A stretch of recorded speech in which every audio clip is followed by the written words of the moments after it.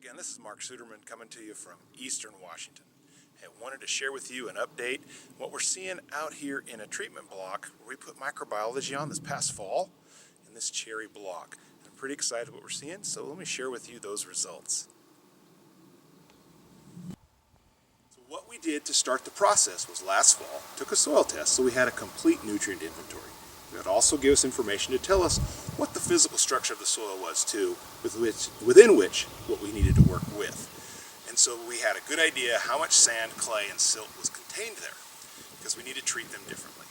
And then in the process, we customized an approach with microbiology to stimulate that growth response in the root zone for overwinter nutrient storage when the soil's still warm, and that way we do better go through the winter, because it's all based on stored carbohydrate reserves as to how well that plant gets through the winter, and whether it stresses or whether it comes out thriving and rested.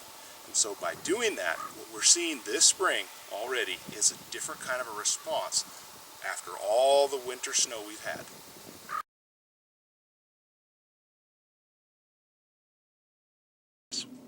After we got our soil test results back, once we looked at what we had to work with, where we were lacking, and what our soil texture looked like, so that we could then customize our approach microbiologically.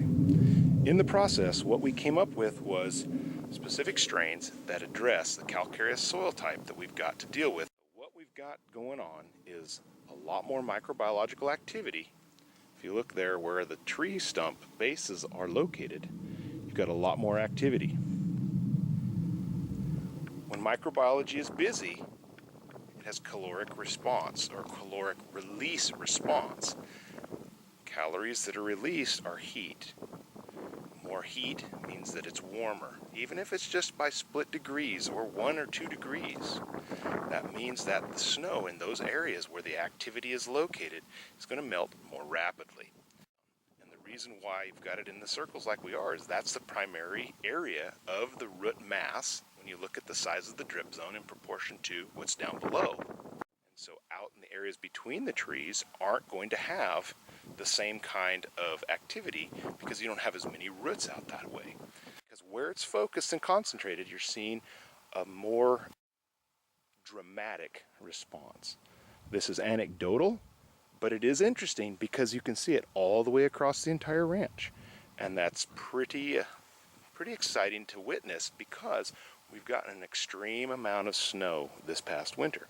And that's pretty dramatic type of a finding, even when we look at what our soil temperature is. Our findings in the soil temperature are different under each tree versus out where the snow is located between the trees.